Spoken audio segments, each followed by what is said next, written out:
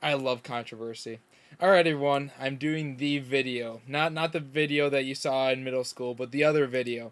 This is going to be the video on homosexuality. Now, this one's going to be addressing both for Christians and for people who consider themselves homosexuals, and maybe even help people that aren't homosexual but support homosexuality. Whatever, where it helps everyone.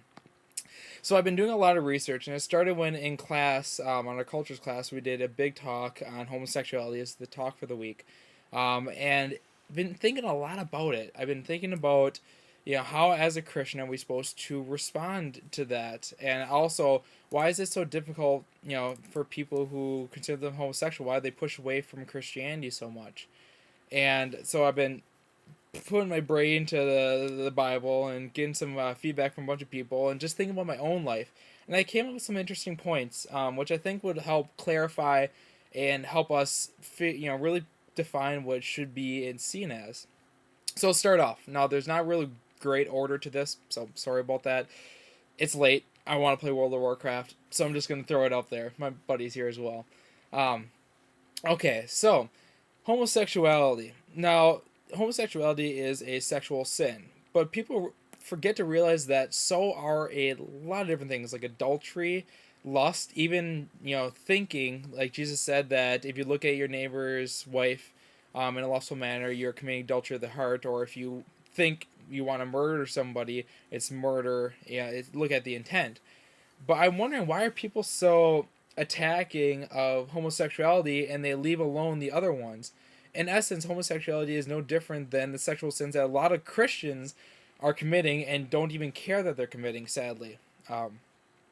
So I want to kind of put that at equal level. I myself struggle with sexual sin. So you can even label me in the exact same category that homosexuality is. They're considered the exact same. And I think that really means something because we, like I said, had made homosexuality like the ultimate sin, but it really is a sexual sin, and a lot of us would be hypocrites to say, oh, look at that homosexual, when in essence you're not, you're talking about the speck of wood in your neighbor's eye when you can't see the plank in yours, as Jesus put it. Next part though is that since that sex with someone of the same gender is as much a sin as having sex with someone of the opposite gender outside of marriage, then what would Jesus do in this aspect? And I think, well, it works perfectly with Jesus and the prostitute. Now, if you remember the story, a bunch of Jews were going to stone a prostitute because she was a prostitute, and sexual sin is against the law. And Jesus stood there and said, "You is without sin, cast the first stone." You can probably put a homosexual in the exact same place, and you get the exact same situation. So as Christians, we need to behave as Jesus, not be casting the stone, but instead realizing that, using humility, that we are no less a sinner, and we need to respond with love to these people as we would everyone. And of course, Jesus at the end of it said, leave your life as sin, so you do need to direct. But to have that there, we as Christians need to stop attacking and throwing insults and all that nasty stuff, because it's not what Jesus would do. It's a clear example. And also, a lot of homosexuals think that they are a walking sin, that Christianity makes them a walking sin, and that's why they're so thrown off to it. When it's not really the temptation that's a sin. Now, temptation is a part of normal life. We are all tempted. Even Jesus was tempted in the desert.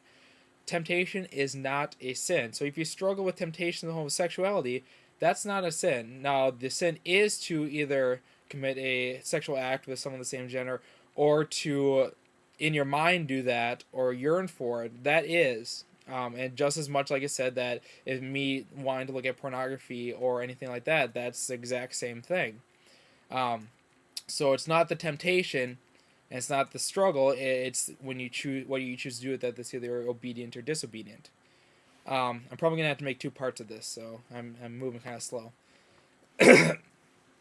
Now I asked myself, so why do I? Because I try, and I know sometimes I falter, and I know sometimes I give up trying for a while. But why do I try and conform my sexuality to God's standards? Because I have hormones, and I also have some other stuff that definitely isn't to God's standards for what He wants from me. But why do I even try? And the only thing I can think of is the only reason is because I have a relationship with God, and I want to please Him. I want to obey Him because of all that He's done for me.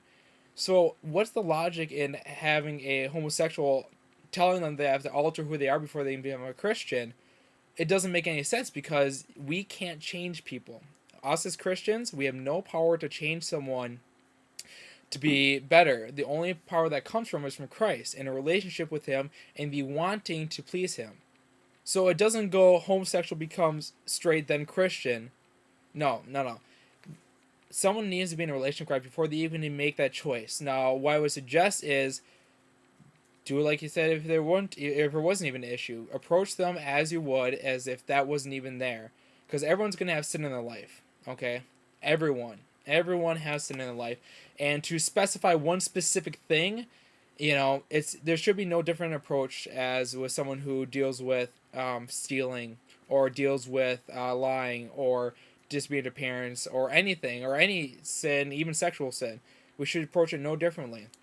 We all have sinned. We all need Christ. He came and died for everyone, including homosexuals, including adulterers, including people who steal, including people who murder. He died for everyone so that they can have their sins, which have a penalty of death, paid for through His sacrifice. Okay? So, moving on to the next point. So myself, like I said, I struggle with sexual temptations at all.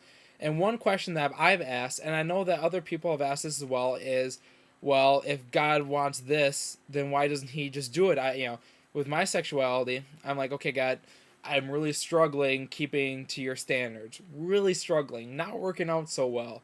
Why can you please just change it? I mean, if it's your will, can you just change it? And I give you permission. But I found it doesn't work that way. And if you ever read the book Every Young Man's Battle, which is an excellent book for both straight or homosexual, it doesn't matter, would highly recommend it.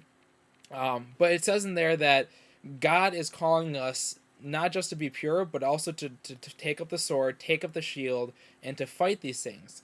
Because it's going to be through those battles, it's going to be through those struggles that we really develop character.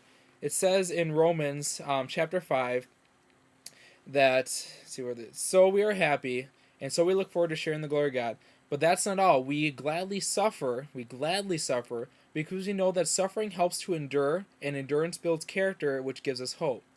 I've known through my struggles, even though I wish that God would just take it away, and I don't know why I was dealt this hand that I realized that God has used that and helped me to become more, build a relationship with Him, because I depend on Him. I seek Him out. When I am struggling, it makes me sad when I sin, and He sees that. God is not out there looking for you to make sure that you're perfect. In fact, I would say that someone who is not tempted and does not sin, God's like, okay, yep, good.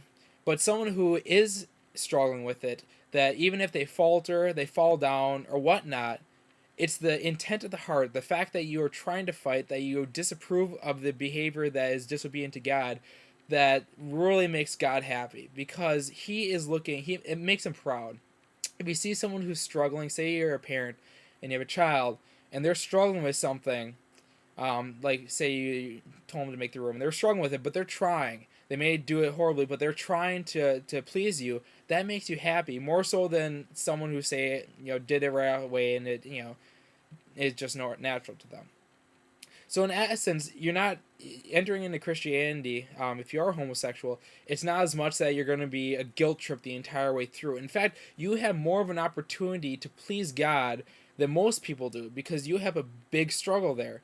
And with that big struggle comes the ability to really make God proud, which is an awesome feeling when you really have the relationship with God. Let's see here now. Actually, I might be able to make it. I have 1 minute left. Let's see. And for those, and God does have the ability to take away that struggle. If you do seek Him out, He has the ability, but it was a hard thing to realize is He doesn't always do that. Sometimes God chooses to allow us to continue with our struggle because, like I said, it does continue to build character. And also, we just have to remember that His grace is sufficient for me. And that it's a verse in the Bible, and Paul said it, in saying that even though I screw up, even though I cannot seem to stop these struggles, that His grace, what Jesus did on the cross, is sufficient to cover my sins and my failures.